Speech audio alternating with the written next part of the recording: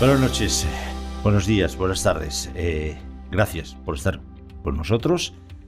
Por una serie de imponderables que no vienen al caso y que no los voy a contar para no aburrirles, porque estoy convencido además de que tampoco les interesan, pues llevábamos casi un mes y pico sin estar en esta cita, sin estar en esta plaza, comentándoles con ustedes y con nuestros invitados la actualidad, pero desde un punto de vista un pelín más distante, un poco más como por detrás, para no caer en lo que ya hacen los medios, por supuesto, claro, nuestros medios, economía digital, finanzas.com, inversión, etcétera, etcétera. No hemos estado y algunas veces, sí, nos ha sabido mal. Y siempre hay cosas que comentar y siempre hay cosas que nos gusta debatir y que creemos que podemos aportarles un punto de vista junto con los comentarios que ustedes después nos hacen llegar y darle otra vuelta de tuerca a la actualidad. Y bueno, hemos vuelto hoy y vaya día que hemos cogido para volver. Estoy por cerrar y decir, bueno, miren, nos vamos de vacaciones una semanita más, al fin y al cabo estamos en fechas navideñas, tampoco hay que abusar, porque vaya día. No sé, ¿por dónde empezamos? ¿Qué quieren ustedes? ¿Hay que hacer una moción de censura a Pedro Sánchez? Sí, no. Yo creo que ahí hay temas políticos que son interesantes o que sería interesante debatirlos. Evidentemente vamos a tocar ese totum revolutum de leyes. Aquí muevo esto sobre la sedición, aquí sobre la malversación, aquí sobre el sí es sí, aquí sobre el Poder Judicial, y todo metido en una especie de sesión que sacó probablemente lo peor de algunos de nuestros diputados, al menos por las formas en las que se expresaron.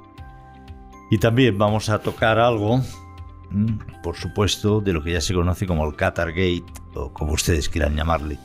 Probablemente esa denominación es la más fácil, y es la corrupción que se ha revelado en el Parlamento Europeo. Vamos a abordar también con nuestros invitados el referéndum en Cataluña, si hay que hacer un referéndum o no hay que hacer un referéndum, para lo que algunos parece ser que lo tienen ya muy claro, contra, por supuesto, lo que dijeron meses, días, años atrás. Pero en fin, de todo ello, de toda esa actualidad, ese paquete que de una forma también, tengo que reconocerlo, un poco desordenada, se le ha presentado así en titulares, pero que a buen seguro ustedes conocen de sobra, vamos a comentarlo todo ello, lo vamos a pasar por el tamiz, por este tapete de la plaza con nuestros invitados. Alejandro Ramírez. ¿Qué tal, Alejandro? Muy bien, Juan, encantado de volver. Y Bernat García. Hola, ¿qué tal? Bernat un poco más, ha tardado, Bernat ha estado Tenía cosas que hacer. Más ausente. Tenía otras cosas que hacer. Muy bien. Vamos, con ello vamos, pues, si a ustedes les parece, a empezar de nuevo un nuevo episodio de La Plaza. Empezamos.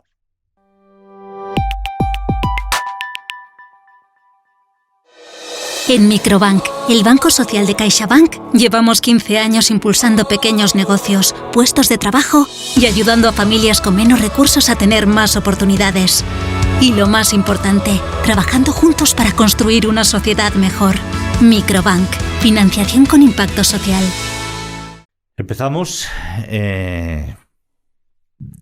Los titulares se agolpan y es casi tan confuso como el propio presidente del gobierno intentando justificar unas cosas y otras, ¿no? Pero bueno, iría ese caso por los datos, y con los datos de la actualidad, las leyes que se han aprobado, que han estado sobre el tapete, la reforma del delito de sedición, la reforma del delito de malversación, si no recuerdo mal, la reforma o los últimos consejos que se le dan a los jueces para que aprendan a aplicar las leyes del sí es sí, o solo sí es sí, etcétera, etcétera. Vamos a ver qué os parece, qué lección podéis sacar de lo que ha ocurrido en sí esta semana. Y luego, a mí me gustaría, como colofón de ello, pero al final, una vez lo comentemos, ver si Feijóo debería encabezar una moción de censura contra Pedro Sánchez o no.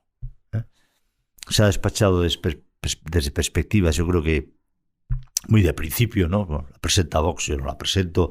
La aritmética pues tampoco está, evidentemente no da que vayamos a ganar, solo va a permitir consolidar a Sánchez su discurso.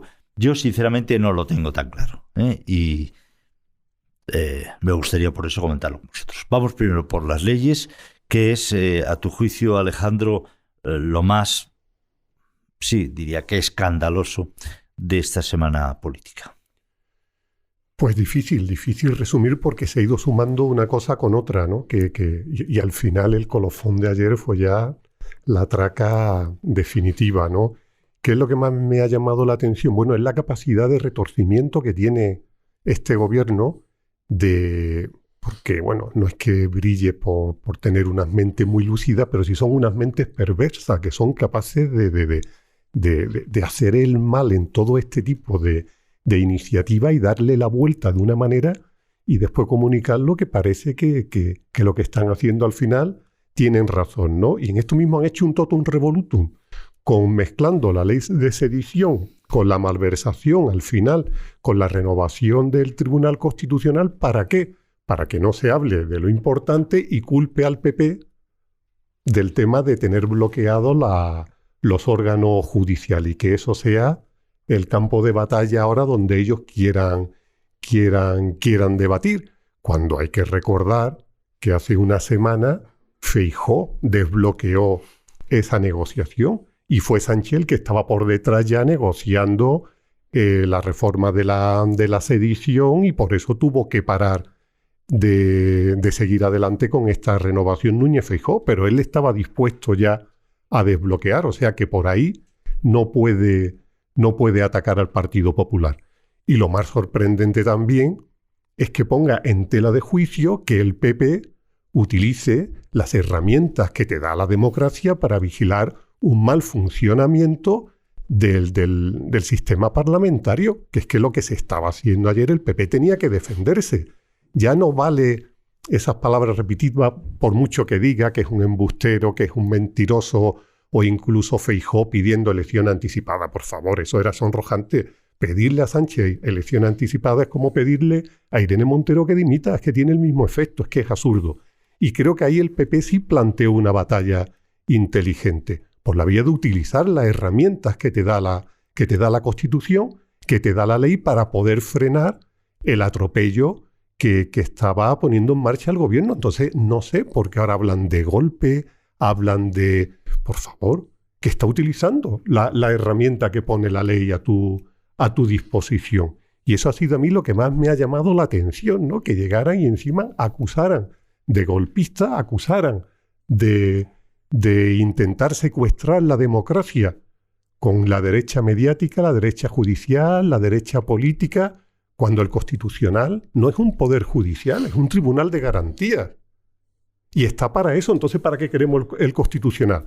El problema es que ellos no compartimos los valores democráticos que ellos tienen. A mí no me sorprende lo que han hecho, porque es que al final, con esos socios, con esos aliados, ¿cuáles son sus principios? Desprecian las instituciones, desprecian los pactos, desprecian el llegar a acuerdos. Es que no rectifican ante las cosas que hacen mal, no pactan. Han hurtado una reforma tan profunda del Código Penal y de leyes orgánicas. La ha hecho en 3 días. Eso no ha ocurrido en ningún país democrático. No ha dejado a la oposición que debata. No ha permitido que las instituciones autorizadas emitan informes sobre lo que se está haciendo. ¿Eso no es secuestrar el Parlamento? ¿Eso no es amordazar a la oposición? Es que me parece completamente surrealista lo que está pasando. Pero digo, no me sorprende, porque es que con estos compañeros de viaje el precipicio es el final del camino. Y hacia ahí vamos, si esto no se frena de alguna manera. Por eso sí aplaudo lo que ha hecho el PP, de plantear esta batalla vía recurso, porque era la única opción que tenía de intentar frenar este disparate. Ferrat. Sí, a mí me recuerda muchísimo, lamentablemente, a lo que se vivió en Cataluña, ¿no? El 6 y el 7 de septiembre de 2017, justo ahora hace 5 años, y la efeméride pues está ahí, ¿no? Porque entonces ahí se arrollaron todos los derechos constitucionales de los ciudadanos catalanes y por extensión de todos los españoles, sacando leyes menores que modificaban o que arrollaban al Estatuto de Autonomía catalán, haciéndolo por la vía de urgencia, haciéndolo sin debate, acosando a la mesa del Parlamento, acosando a los juristas, acosando a los técnicos del Parlamento catalán para que no se posicionaran, para que no dieran su dictamen sobre si eso era legal o ilegal, lo que estaba pretendiendo esta mesa, acallando por la vía de la presión más ruin a ese comité de garantías, ¿no?, que tenía en Cataluña, que es lo que pasó ayer, ¿no?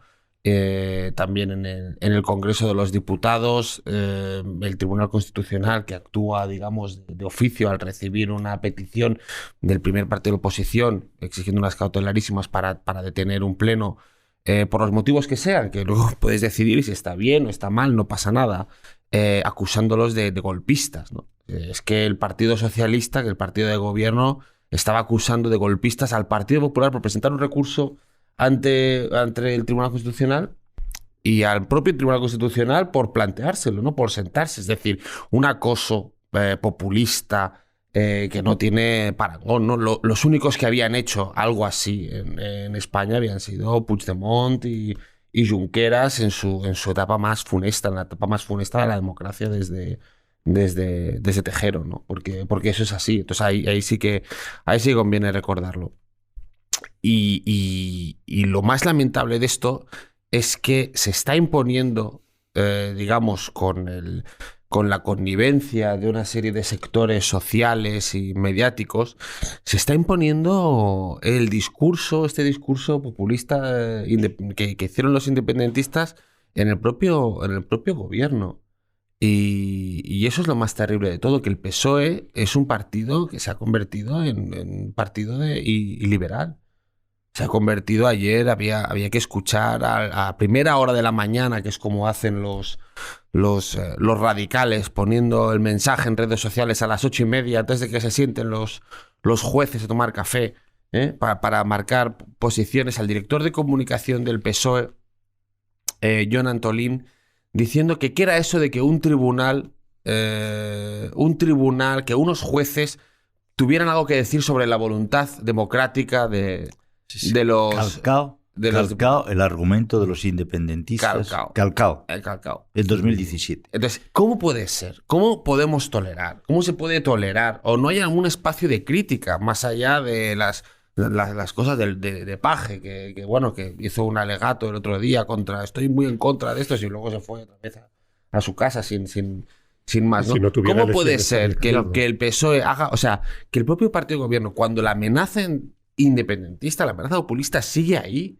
cuando venimos, que igual no es culpa indirecta del PSOE, ¿no? Me refiero a todo el lío que comentabais de la ley sí es sí, la presión que se está ejerciendo a los jueces, ¿de acuerdo?, para que actúen o que se salten su independencia judicial o simplemente su proceder habitual, se salten esas normas, presionándoles, acosándoles para que adopten las tesis políticas del gobierno. ¿Cómo puede ser que un gobierno que ha estado haciendo eso, sin ningún tipo de pudor, inicie una semana después una cosa a los jueces para que no valoren, para que no tomen parte, digamos, en un dictamen sobre un recurso constitucional? Entonces, el PSOE está irreconocible, ¿no? Entonces, el PSOE, no sé si es PSOE, si es Sánchez, si es el qué, y parece como que se está acusando al PSOE, como el discurso que se está imponiendo de que hay una ola conservadora que va contra el gobierno. El problema es que está haciendo mella en algunos sectores sociales, cuando hay que recordar que es que este señor está destripando el Código Penal, está cambiando las mayorías de la elección de jueces y de miembros tanto del Tribunal Constitucional como del Consejo General del Poder Judicial en una semana, con nocturnidad, alevosía y puente, del 6 al 8 de diciembre y rematándolo esta semana. Está ejerciendo el mayor cambio legal que se ha ejercido en este país en muchísimos años, solo para asegurarse no sé qué pacto que tiene con el señor Junqueras, que es un tío que es un delincuente indultado, indultado, y para garantizarse, no sé si otra legislatura, si cumplir un acuerdo secreto que tienen, en fin, no sé, yo no sé exactamente qué es eso, pero este hombre ha pasado de decir que no habría indultos, que se endurecerían las penas para quienes atacaran la Constitución y atacaran el Estado de Derecho en España, que pactaría, que su compromiso era pactar la actualización del Poder Judicial con el principal partido de la oposición. Una persona que ha dicho eso en 15 días lo ha reventado todo por acuerdos absolutamente y pactos espurios con formaciones que dicen que quieren romper la unidad de la soberanía y que lo han hecho. Lo han hecho ya y han sido condenadas por esos tribunales. Hoy hay un artículo en Economía Digital en la línea de lo que está planteando Bernat, que es Jorge San Miguel, que recuerda a otro columnista nuestro, que es Juan Milián, que escribió un libro que desgraciadamente sigue siendo absolutamente de actualidad, que era El Procés español. Y lo que planteaba, la línea de lo que ha planteado Bernat, es que no era el procés. El problema no era ya que se hubiera dado un procés en Cataluña. El problema es que las instituciones, que una parte, que el gobierno, que Pedro Sánchez estaba asumiendo esa forma de hacer para llevar a cabo un proceso. Y lamentablemente es que no estamos exagerando nada. O sea, el argumento del director de comunicación del PSOE es el argumento que daban. O sea, lo que plantearon los independentistas cuando el golpe o la rebelión o la sedición, lo que ustedes quieran, en octubre del 17, pasándose por el arco del triunfo todas las instituciones catalanas, que provocó que diputados que hoy aplauden lo que está haciendo Sánchez, como el señor Iceta, se levantaran del hemiciclo y se salieran, era precisamente que cómo la justicia iba a ir o iba a poner freno a la voluntad del pueblo. La voluntad del pueblo que evidentemente representan ellos. Y el esquema, si os fijáis, es lo mismo. Una mayoría muy justa, en Cataluña una mayoría justa de 3 o 4 escaños sobre el resto de la oposición. Y en España es de un escaño muchas veces sobre el resto de la oposición. Una mayoría justísima, cogida por los pelos, pretende acaparar todo el poder. El fondo es el mismo, no es un problema. Pretende acaparar todo el poder. Que no haya nada que le haga de contrapeso. No se trata, como avanzan los países, de decir, oye, yo tengo la mayoría, pero voy a intentar convenceros, algo tendréis que ceder vosotros, yo cederé otra parte, pero me interesa que el resto del hemiciclo, o una parte importante del resto de los diputados, vayan acompañando al gobierno, porque son leyes que durarán en el tiempo. Porque si una ley se aprueba contra la mitad de la Cámara, cuando esa mitad de la Cámara gobierne, si llega a gobernar, que espero que estos contemplen que pueda llegar a gobernar la otra mitad de la Cámara, inmediatamente cambiará esas leyes. Y así no se construye un país. Entonces, en lugar de hacer así, lo que esta mayoría justa pretende es acaparar todo el poder. Pero es una mayoría justa precisamente porque es lo que hacen los partidos populistas y partidos autoritarios, que es... Hay cosas que necesito 2/3, necesito mayorías cualificadas, yo no voy a llegar, voy a cargarme el Estado de Derecho porque es acaparar todo el poder, pero el objetivo es acaparar todo el poder. No voy a llegar. O sea, el objetivo no es cambiar una ley, el objetivo es acaparar todo el poder. Oiga, insiste, en estos momentos no tengo controlado todo el poder judicial. Hago lo que sea, hago de las leyes mangas y capirotes, utilizo la presidencia de la Cámara, cambio mayorías y tal, porque yo tengo que controlar eso. Porque eso después no puede decirme a mí que no a las leyes que yo quiero imponer y que no consulto con nadie, como es la ley del sí es sí, como es la ley de la vivienda, como es la ley, que son leyes que además instrumentales. ¿Es porque yo creo en eso? No, pero es porque es lo que me mantiene en el poder. O sea, la ley no pasa a ser un objetivo de desarrollo social, político de un país. La ley, en este momento, tiene un valor puramente instrumental. La ley de la vivienda es válida si permite mantener la mayoría que le permite mantenerse en el poder. La ley del sí es sí, si conforma... Oiga, pero si le están diciendo dentro de su mismo partido, sus feministas históricas y no tan históricas, que es una aberración, si está viendo usted que los jueces se están viendo obligados por cumplir la ley a poner en la calle a delincuentes sexuales y tal... ¿Es realmente usted? No, pero es que lo que me permite mantenerme en el poder, porque es el único objetivo. Y además, si os acordáis, si alguno de vosotros, acabo, ¿verdad? Alguno de vosotros os acordáis, que os acordáis porque fue tan efímera que no sé si consta ya ni siquiera en las hemerotecas de Google. La Constitución que no llegó a ver la luz, que proponía la mayoría independentista en el Parlamento de Cataluña, era una Constitución que podía haber firmado en sus peores momentos dictatoriales Nicolás Maduro, en la que los jueces los nombraba directamente el gobierno. Esa era la democracia que nos traía la República, cuya Constitución llegaron a llevar y llegaron a aprobar, creo. Lo que pasa es que no la pusieron en marcha. Entonces, estamos hablando de eso. Estamos hablando, lo decía y me sabe más, estamos hablando de un auténtico golpe blando de Estado para controlar el poder. Perdón. Sí, no, además... Pedro Sánchez, tú antes, ¿no? No sé si antes de los micrófonos, ¿no? Sobre si todos los políticos son iguales, ¿no? Claro, es que, pues, Pedro Sánchez demuestra que todavía no. O sea, que hay gente con una ambición absolutista, egoísta y frívola, ¿no? Que yo creo que no está en todos los partidos políticos. Y Pedro Sánchez, lamentablemente, ya estamos conociendo todo o el 90% de su personalidad y su personalidad política. Es lamentable, pero creo que la mayor lección que sacó de todos los trágicos hechos del septiembre y octubre en Cataluña de 2017 es que este discurso funciona, ¿no? Que este discurso funciona como activo político. Esa falacia, ¿no? esos argumentos sirven para convencer a una parte de la ciudadanía y de los votantes que ya no les interesan las complejidades de la división de poderes, que tienen prisa, tienen rabia o lo que sea, pero claramente Sánchez dice, este discurso funciona. O no me castiga electoralmente, que es de lo que me preocupa. O si yo, realmente voy a ejercer el golpe blando que decía. Entonces yo por mis acuerdos con Esquerra, con Junqueras, para mantenerme en el poder, para sobrevivir políticamente en esta línea, ¿no? Sobrevivir políticamente en esa polarización y encabezar una de las dos mitades, ¿no? Para conseguir eso, tengo que cargármelo todo por delante. Si entro en complejidades, si entro a hablar y a explicar que evidentemente es una reforma complicada que se va a discutir, se expone a los auténticos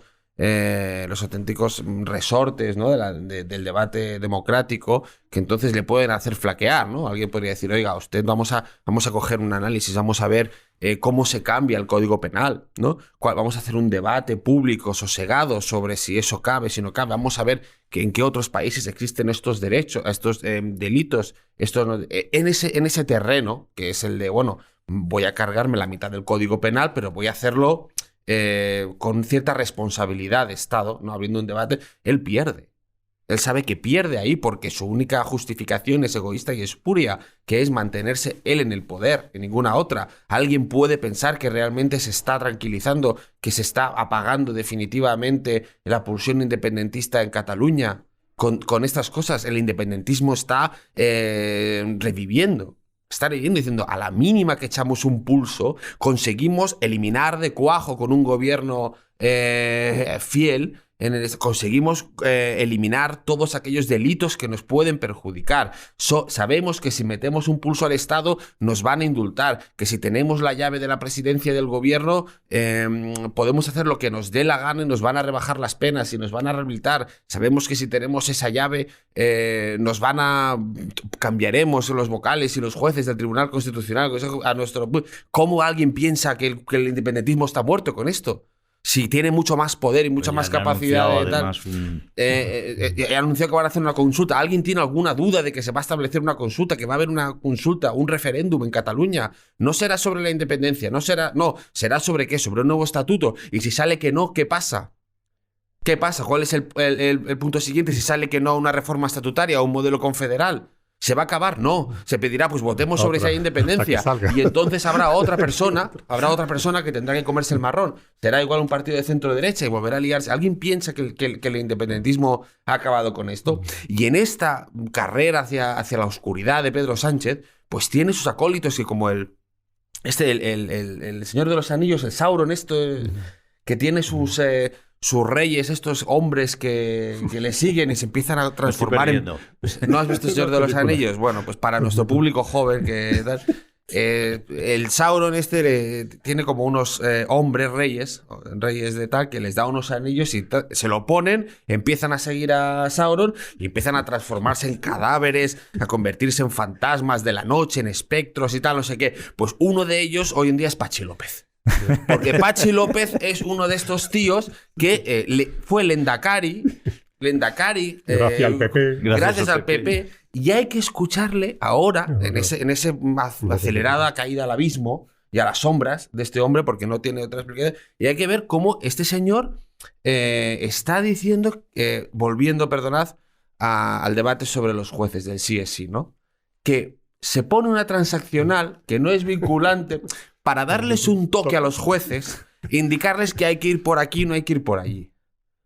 Sí. Y esto lo dice... Y esta gente realmente, me va a hablar de separación de poderes, esta gente respeta la independencia judicial. No, un toque, para que vayan por aquí, no por aquí. Esa persona debería estar inhabilitada en cualquier partido de gobierno. Me decía, hay que sacar la política de los juzgados. Usted lo que quiere es impunidad absoluta para hacer lo que le dé la gana, ¿no? Es que los jueces están precisamente para controlar los excesos de la política. Y la política hace las leyes que los jueces tienen que aplicar.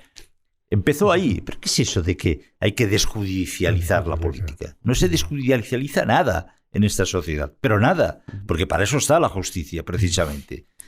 El problema es que ellos entienden las instituciones, su funcionamiento solo y exclusivamente si están a su servicio.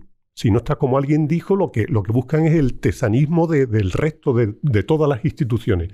Si no cumplen mis fines, si no apoyan lo que yo diga, ya son antidemocráticos, están secuestrando la democracia, la derecha son complot, ese es su entendimiento del funcionamiento de la institución en este país. Y luego llama la atención también a la hora como ha hurtado un debate tan importante, porque es que al final estamos viendo una serie de leyes que se están aprobando que van a dejar fuera a lo peor de nuestra sociedad, a violadores y abusadores, a corruptos y con la ley Trump también, a maltratadores. Es que al final dice, pero bueno, ¿cómo podemos sostener esta nueva...? Pero y todo además, porque yo creo que es que no está en el ánimo, por supuesto, de Irene Montero, dejar fuera a maltratadores. Simplemente es por pura soberbia. Por pura soberbia. Oiga, pero consulte, que haga que la ley la estudien los expertos. Es que es una ley mal hecha. Yo ya sé que usted no quiere dejar fuera a violadores, evidentemente. No, la mente no me llega hasta ahí. Pero oiga, las leyes es un instrumento complejo. Hay expertos. No tenga usted tanta prisa, que no va de 3 meses ni de 6 meses, que la estudien los expertos y hagan una buena ley. Porque este efecto indeseado es culpa de su precipitación y de su soberbia. No es culpa de nada más. No quieren dejar violadores en la calle, pero yo sí creo que prefieren dejar a violadores en la calle que admitir una derrota política o renunciar al que ha sido su relato. Es decir, ellos saben que yo tengo que caldear, tengo la olla a presión, la tengo al 9, la tengo calentita, yo tengo que ir por ahí, todos los demás son unos fascistas y atacan tal, no sé qué. Entonces, prefiero que salgan unos violadores en la calle a tener yo que renunciar o rectificar públicamente y rebajar el tono. Y luego otra cosa, habéis hablado... Perdona, Alejandro. No, digo que ayer decía también Pedro Sánchez en su comparecencia que ellos todos lo estaban haciendo legalmente. Claro, pero es que lo que pasa... ¿Pero quién dice lo que es legal? Claro, no, y aparte pero es verdad... Constitucional, eso primero tiene que decir, pero aparte también es verdad que gracias a nuestro sistema democrático pues te da una herramienta para que por vía de urgencia o lo que sea, ante una emergencia, pero una emergencia de verdad, pues tú puedas tramitar y sacarlo adelante porque no queda más remedio, porque hay que hacerlo. Pero ¿qué prisa hay para reformar la sedición o la malversación? Para hacerlo en 2 días. ¿Qué prisa hay? Es que no entiendo. Y eso es verdad que esta mezcla de leyes creo que la hizo José María Aznar en el año 2003, cuando como una reacción al plan Ibarretxe. Y eso sí era una emergencia, porque veía que al final se le podía ir de las manos con lo que se estaba gestando allí en el País Vasco. ¿Y qué ocurrió? Que el propio PSOE recurrió ante el Constitucional. Y el Constitucional le dio la razón y lo tumbó. Y dijo que es que no tenía ningún sentido mezclar una ley con otra así de pronto para sacar esto. Pero en este caso estaba justificado, porque había una emergencia. Oye, si tengo esta herramienta, lo hago. Pero aquí, ¿qué justificación? ¿Es nuestra prioridad ahora mismo de la sociedad española es reformar el delito de malversación o el de sedición? Es que no tiene ningún sentido. No, habéis hablado de Paje. Ha sido tú, Bernat. Yo ya estoy muy saturado del personaje, de verdad. Muy, muy saturado. Mire usted, incluso esas puestas en escenas del señor Paje, del señor Lambán. Mire, hay un dicho que es que para que el mal triunfe se necesita que los hombres buenos callen. Mire, pues usted deje de hablar y haga algo. Si usted no es el presidente del Partido Socialista Obrero Español de Castilla-La Mancha, usted no es el presidente de Castilla. Ordene a sus diputados que voten en contra de esa ley. Si no, no me lo creo, es mentira. Es pura pose, señor García Paje. Dirá, hombre, es que si no, pongo en peligro y tal. Claro, y Sánchez también pone en peligro su estancia en la Moncloa y otros ponen en peligro estas cosas. Todo el mundo tenemos en algún momento que poner en peligro algo. Deje usted de hacer el fantasma saliendo a los medios diciendo estoy absolutamente en contra. Oiga, no, demuéstremelo, haga algo. Algo. Y tiene usted medios para hacerlo. Tiene un grupo, no tiene un grupo parlamentario, pero sí tiene diputados de Castilla-La Mancha. Tiene diputados el señor Lambán en Aragón, que supongo que serán de obediencia del partido regional en primera instancia, ¿no? Que voten, que se abstengan, que se vayan, que no digan sí a una ley de la que su presidente, el presidente del partido en la región, dice que es una absoluta barbaridad.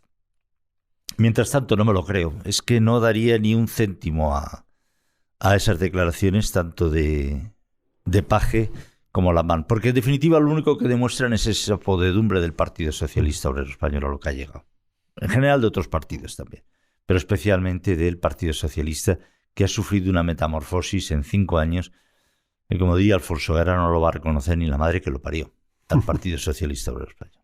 Además, se ve que no son sinceras esas declaraciones, que están motivadas única y exclusivamente por el temor a que le pase factura en las urnas porque se enfrenta a unas elecciones dentro de unos meses. Si no hubiera elecciones, no hubiesen abierto la boca, ninguno de los dos, que ahora lo dicen como eso por intentar de cara a su electorado, mira, que yo me posiciono en contra, tener un argumento electoral cuando, pues ojalá el cuando llegue, se dé cuenta. Se dé cuenta. Y que los no hombres buenos dejen de callar. Por ojalá eso, el electorado se dé cuenta. Es que tendrían que actuar y no hacen absolutamente nada. Sí, y además el error clave o uno de los errores básicos de García Paje y de Lambán es que ellos creen que son capaces de contemporizar con esto. Ellos creen que son capaces de contemporizar a Sánchez, que son capaces de decir, bueno, le marco las distancias, ahora me acerco, ahora me alejo, y yo voy a ganar votos y voy a mantener mi electorado a la vez que soy crítico. Van a quedar arrollados, van a salir escaldados de todo este proceso.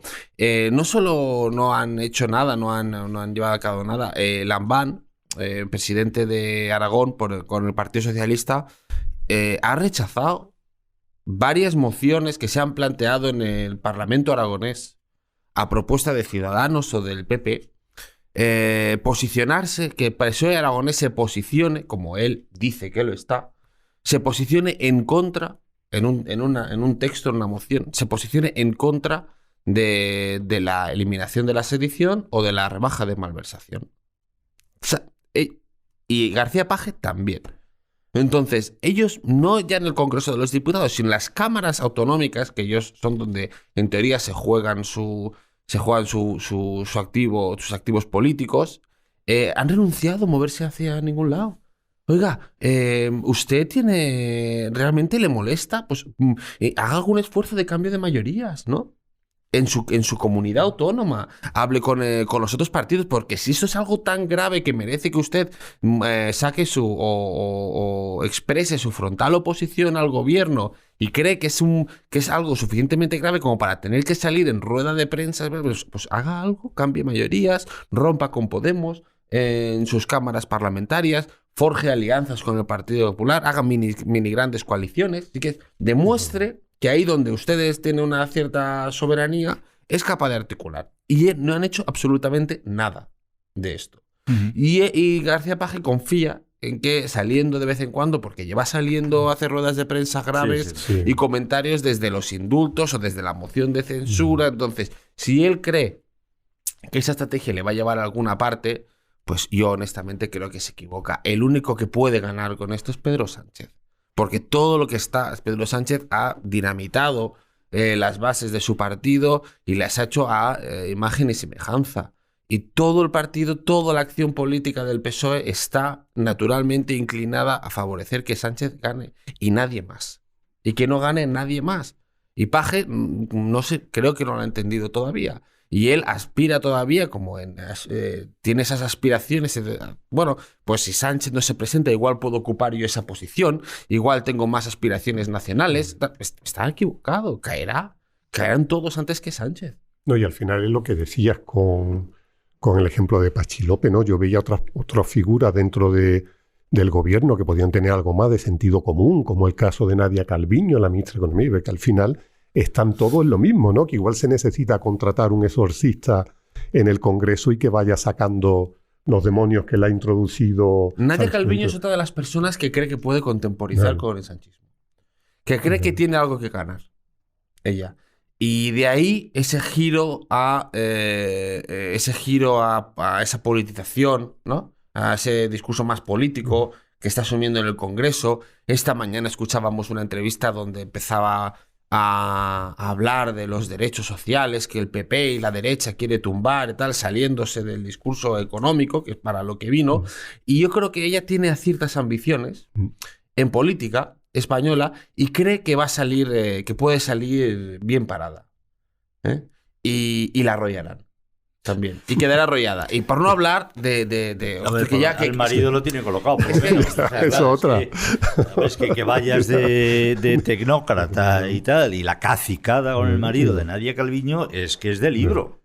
Es que cada vez se reprimen menos. Es que es de libro. Pero es que es el momento para hacer todo esto, porque estamos, está tan, o sea, ese golpe blando que decías tú, la independencia judicial, está tan destarrotado. Tan descontada ya. Tan descontado todo, que es el momento para poner a tu primo de ministro, porque es que ya no le importa a nadie. Además, como están pasando tantas cosas, una tapa a la otra, ya no olvidamos de Marlaska con los sucesos de Melilla, que parece que iba a caer. No, ya no olvidamos también de la vicepresidenta Yolanda Díaz, que se ha ido a Argentina a apoyar a una persona condenada por corrupción. Y se va allí a apoyar a nuestra vicepresidenta, la vicepresidenta del gobierno español. ¿Pero esto qué es? Pues digo que es que al final... Y el Pedro Castillo porque ha salido el peruano, porque ha salido como ha salido. Porque lo detuvieron a la hora. Que si no estaríamos todos aquí, Pedro Sánchez rindiendo homenaje a... Pero no lo han condenado la parte del gobierno, me parece. Me parece que Pedro Sánchez se ha limitado a la nueva presidenta rogarle que avance el Perú y tal y que es igual, pero y para la parte de Podemos absoluta solidaridad con un chorizo como el señor Pedro Castillo, que se llevaba los sobres calentitos, él y la mujer y el primo y no sé quién más, hombre. Pero por amor de Dios. Callados con eso y callados también con Irán y las ejecuciones, ¿no? Que allí se están produciendo, que hemos visto esas imágenes de jóvenes colgados de una grúa. Y estos señores pues no abren la boca. No. En esta situación debería Feijóo apoyar, encabezar, proponer una moción de censura, sí o no. Creo que va a haber debate sobre eso, ¿eh? Yo ya os digo, luego lo defenderé, yo creo que sí, pero bueno. Yo no lo veo, no veo la moción de censura. Creo que ahora que estamos cerca de la final del Mundial, una moción de censura es como una final de Mundial. No se juega, se gana. Y si no gana una moción de censura, estás perdido. La única salida que puedes tener es dejar maltrecho a tu adversario, en este caso a Sánchez, pero no creo que se diera esa situación. Sánchez sabe moverse en este tipo de escenario, le viene encima bien para movilizar a lo suyo, para sacar las contradicciones, para darle la vuelta al debate y pasar al ataque y decir que la derecha tal, la derecha cual está recortando, golpismo. Bueno, te puede montar allí una que es difícil salir airoso. Yo creo que de las mociones de censura que hemos vivido en la democracia, pues una que sí funcionó fue la de Felipe González, que ahí dejó maltrecho ya en solitario, con todo el mundo en contra, prensa, el partido dividido a Adolfo Suárez, y la que ganó Pedro Sánchez a Rajoy. Y en el resto han salido trasquilados los que la propusieron. Y aquí con la mayoría Sánchez-Stein fiel a él, yo veo complicado que una moción de censura sirva para cambiar el ambiente general. Prefiero otras vías antes que esa moción. ¿Cómo cuáles? Pues, por ejemplo, vías recursos de todo tipo, machacar directamente y explicar bien lo que está pasando. Yo creo que también la gente, que se repita esos mensajes, por mucho que se repitan de mentiroso, de feolón, no sé, yo creo que hay que explicar mejor qué repercusiones va a tener, porque la gente ve como algo lejos, bueno, esto de la sedición a mí no me afecta, esto de la malversación y tal, pero ve el daño que se puede hacer a una sociedad, estos cambios express que está incluyendo Sánchez, que es que, de verdad, y explicar lo que ellos van a hacer, porque en teoría tendrían que endurecerlo. Si hemos tenido aquí un proceso de sedición, lo que hay que hacer es dar ejemplo y aumentar las penas. Si la corrupción está infiltrada en el mundo político y es nuestra principal preocupación, va a rebajarlo, va a suavizarlo, al contrario, tienes que dar ejemplo, porque son los políticos los que van a ser condenados. Lo que no puedes decir es voy a legislar favorablemente para mí y el resto de los ciudadanos los machaco y a otra cosa. Entonces yo soy partidario más de la vía de recurso y de explicación de lo que está pasando. A mí, sí, yo también me cuesta ver la vía de la moción de censura, sobre todo porque creo que hay una...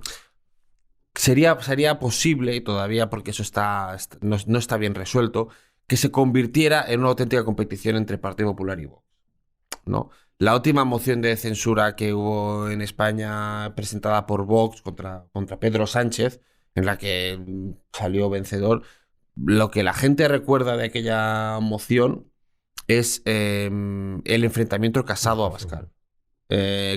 Si Casado, sí. si el PP endurecía el discurso, si cerraba la puerta a Vox, si se acercaba, si se alejaba, etcétera, etcétera. Y donde la gente valoraba también si Abascal había tenido un discurso más potente que el de Casado. Es decir, todavía en la derecha, aunque las fuerzas son diferentes, ¿no? Pero hay como esa competición por ver quién lidera esa oposición, que yo creo que es lo que se plasmaría en una moción de censura. Y veo que si la presentara Alberto Núñez Feijóo, por ejemplo, correría el riesgo de eso, ¿no? De que se convirtiera en una competición por ver quién defiende mejor la oposición a Sánchez, si Alberto Núñez Feijóo o Abascal. Y eso es lo que explotaría Pedro Sánchez. Porque Pedro Sánchez, siempre que ha tenido un debate con Feijóo en el Senado y cuando lo tienen en el partido, en el Congreso, los socialistas con el Partido Popular, siempre se acentúa esa división, ¿no? Y es lo que se va a explotar. Y por supuesto que no hay mayorías, porque no existe esa dependencia en las mayorías de Sánchez. No existen las dependencias de partidos más ambiguos como podría ser el PNV, o que sí que fueron los que terminaron decantando, digamos, o el propio Ciudadanos, ¿no? Decantando el peso, ¿no?, de la moción de censura contra Mariano Rajoy. La mayoría de Sánchez es rocosa, o sea, si han abierto en canal el Código Penal y están en esta operación de acoso a todo el sistema judicial y derrumbando los poderes que se le presenten por delante. Eso es estar en medio de toda la operación, de este proceso destituyente que decía Jorge San Miguel. No hay posibilidad de división, ¿no? Seguramente tenéis razón, ¿eh? Yo creo que sí, que debería presentarla, evidentemente bajo determinadas condiciones, y una moción de censura pactada con Abascal y con Ciudadanos sobre el rol que debería jugar cada uno de ellos. ¿Por qué? Pues porque llevaría a Feijóo al Congreso de los Diputados. Y llevaría a Feijóo a presentar un programa de que otra España es posible. Y qué vaya a hacer, un programa completo. Luego ya depende de que Feijóo lo haga bien o lo haga mal, evidentemente. Porque permitiría a Feijóo en la Cámara Baja, no en el Senado, desmontar todas y cada una de estas mentiras que se han producido a lo largo de estos 4 años. Señalar con el dedo claramente quiénes son los aliados en los que se basa la coalición de Pedro Sánchez. Recordar que uno dijo que España le importaba un pimiento y que eso es lo que se está gobernando. Y eso lo podría hacer con el protagonismo que confiere al candidato una moción de censura, a sabiendas, evidentemente, de que va a perder, de que esa es una mayoría rocosa, es una mayoría destituyente contra todo lo que se le venga encima. Pero le permitiría a Feijóo dar un salto de que, oiga, yo voy a liderar la derecha, yo puedo presentar un proyecto y va a tener todo el tiempo que quiera. Creo que no hay tiempo límite para el candidato en una moción de censura a la presidencia y al gobierno, cosa que no ha tenido, y que ese salto creo que se tendría que presentar ya la moción de censura para finales de enero o principios de febrero. Le podría incluso venir muy bien para las elecciones municipales y para las elecciones locales, que es lo que se juega, ya no las generales. Atentos al resultado de las elecciones de mayo, que es lo que va a determinar la vida política que va a seguir en el país. Yo sí soy partidario, bajo determinadas circunstancias y tal. Pero entiendo lo que habéis planteado, entiendo los riesgos y, oye, doctores, tiene la Iglesia, sobre todo en estas casas con tanta gente para dictaminar qué es lo mejor o qué es lo peor. Y además, que yo creo que tiene lógica lo que planteas. Y en muchos casos, si estuviéramos ante Casado, no le habría, lo hubiera presentado rápidamente. Pero estamos ante un líder político y un grupo, el que ha llegado un poco a la dirección de Génova, que rehuye brutalmente este tipo de focos. Y es una persona, es un equipo, el de Feijóo, que ha llegado aquí para hacer un camino en el que tienen claro que tienen una serie de puntos en los que son ganadores y una serie de puntos en los que son perdedores.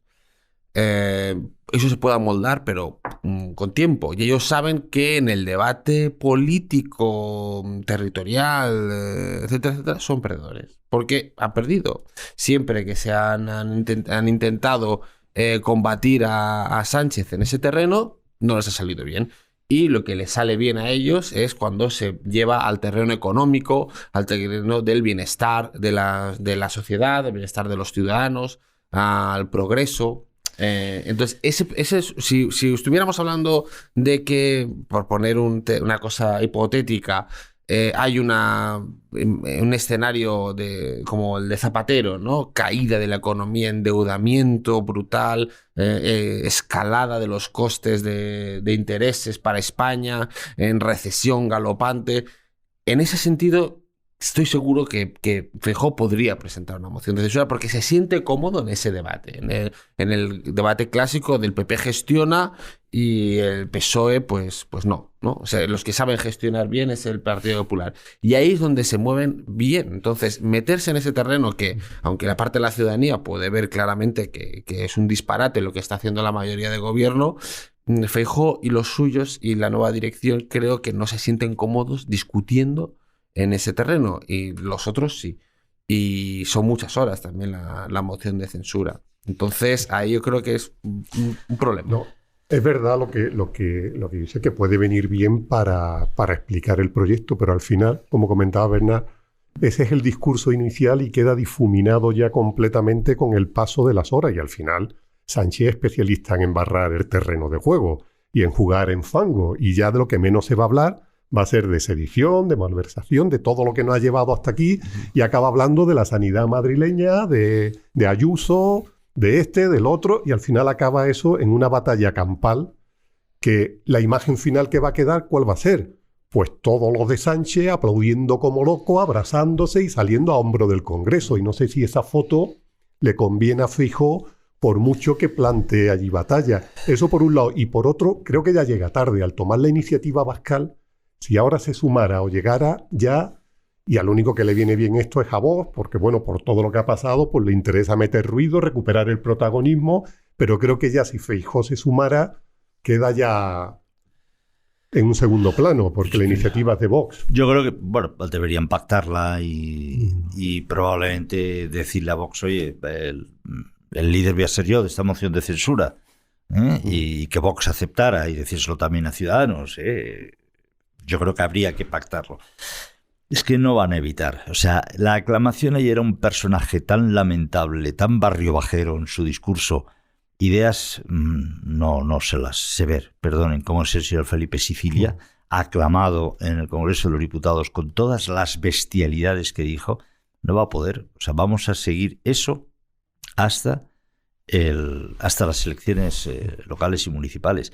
No es casual. Tú hablabas de la sanidad madrileña. Cuando les pillan el audio con la estrategia del comité de huelga diciendo que esto hay que alargarlo hasta mayo, no es casual. Ayer se encerró el comité de huelga en el Sermas, que yo no había visto nunca. Yo en mis tiempos hacía huelga y nunca pedía fruta, que me enviaran unas cestas de fruta para pasar el encierro. Las condiciones han cambiado y para bien, y para bien. La gente tiene que estar cuidada. Yo creo que sería una oportunidad, teniendo en cuenta todos los peligros que... Pero también creo que Feijóo haría bien en salir un poco de su zona de confort. Porque el otro sabe, porque Pedro Sánchez sabe perfectamente cuál es la zona de confort de Feijóo y no le va a regalar todas las canicas. Creo que está en marcha un cheque de 300 euros para paliar el aumento de la cesta de la compra para Tutti Frutti. Sí, no, que sí, le lleguen los hay. 300 euros. Mira, bueno, Dinero hay. Tampoco hay tan cuesta arriba. No, dinero hay mucho. Hombre, sí, en pero a pagarlo, claro. Sobra. Si ese parece que es el plan claro de Sánchez, ¿no? Antes de que acabe el año, me quito de en medio todos los asuntos farragosos que me pueden pasar factura de cara a las elecciones y a partir de enero a regar dinero por todos lados. Bueno, a lo mejor la reforma del delito de malversación, no sé... Pero... si puede estar unido a que alguno pues tenga la tentación de ir desviando dinero, ¿no? Me imagino tienes que empezar no a paje, mira, paje, no sé. Que te quito esto, ¿sabes? El fondo este que tienes para el ataque. Pues mira, tú vas a ganar las elecciones no por esto, sino por los miles de millones que va a repartir allí, ¿no? Y al final... Feijóo tiene una idea clara y no se va a mover de ahí. Y él, su batalla, su guerra, son las elecciones municipales y autonómicas. Él sabe, él no tiene igual la suficiente cintura o no quieren tenerla como para saber si el desastre de la reforma del Código Penal de esta semana la pueden aprovechar políticamente, no la pueden aprovechar políticamente, si deberían cambiar de estrategia. No son rápidos. En el Partido Popular, el PP actual, no son rápidos. Ellos lo que llevan diciendo semanas internamente es nuestra batalla son las municipales y las locales. Las municipales y las autonómicas. Eso no debemos salirnos de ahí. Como publicaba Economía Digital esta mañana en exclusiva, se convoca a la Junta Directiva Nacional, que es toda la plana mayor del partido para este lunes, para arrancar ese camino. En esa línea, ellos... Las encuestas que tienen o por lo que van a luchar es en la capacidad de ganar muchos territorios. Alcaldías y comunidades autónomas. Entre ellas van a disputar y van a jugar fuertemente para ganar Castilla-La Mancha o Extremadura o Aragón y tener la posibilidad de derrocar o vencer a esta gente, ¿no? Si eso pasara en mayo, el escenario político cambiaría brutalmente. Sí. Aunque haya moción, no haya moción, haya malversación, no hay malversación y haya cheques de 300 euros por supermercado. Si en mayo, en el hipotético y soñado caso para el PP gana las comunidades autónomas de las 4 grandes, Valencia, Extremadura, Castilla, 3 o 2, y revalida con fortaleza las que tiene, y gana unas capitales de provincia y tal, cuidado que el escenario cambia radicalmente y estaríamos hablando de una crisis galopante del Partido Socialista y entonces ya quedan no un año sino 5 meses para las generales y eso es lo que quiere Feijóo y de ahí no le vas a mover, apostarlo todo, ir contra los varones, ir contra los alcaldes, ganarles la plaza y a partir de ahí cambiar la percepción otra vez de nuevo y ir achicando, digamos, las esperanzas de Sánchez. Si no lo consigue, si Feijóo, esa es su estrategia, si no lo consigue y el PSOE sale vivo de las municipales, de las elecciones de mayo, estamos en otro escenario. Pero él apuesta a ese. No quiero ni pensar en la reacción de Sánchez. Ya coge el helicóptero con los millones y va soltando directamente, porque al final todo esto viene de Andalucía. Hay que recordarlo y lo dijimos aquí en la plaza siguiente. Atento a cómo va a reaccionar Pedro Sánchez a esta mayoría absoluta, porque está viendo las orejas al lobo, sabe que hay una posibilidad real de perder y va a mover todo. Lo que pasa que se ha pasado de frenada, que no pensábamos que iba a llegar a tanto. Pues imagínate cómo se dé ese escenario 6 meses antes de las elecciones generales. Bueno, con la pala tirando millones ya por la autopista. Y es que Feijóo quiere eso. Feijóo dice, a mí lo que me sale bien fue lo de Andalucía. Ganar en los territorios y vuelve todo a mi favor. Ya está. Y eso es su apuesta. Se ha arriesgado. Es arriesgado. Sí. Pues muchas gracias. ¿Queréis comentar algo sobre el Parlamento Europeo? ¿La corrupción? Pues a lo mejor se empadrona aquí, ¿no? La vicepresidenta del Parlamento Europeo, ¿no? Porque viendo... Lo comentaba antes, me hace gracia.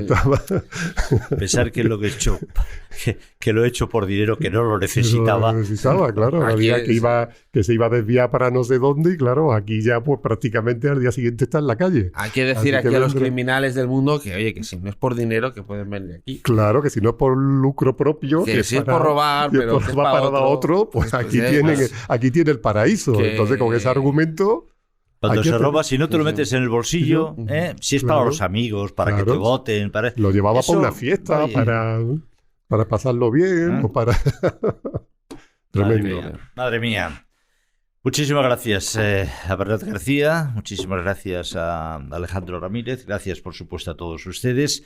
Ha sido un placer reencontrarnos otra vez aquí en la plaza y esperamos que ya no volvamos a tener unas vacaciones tan largas o un periodo tan largo de tiempo sin faltar a nuestra cita o faltando a nuestra cita semanal.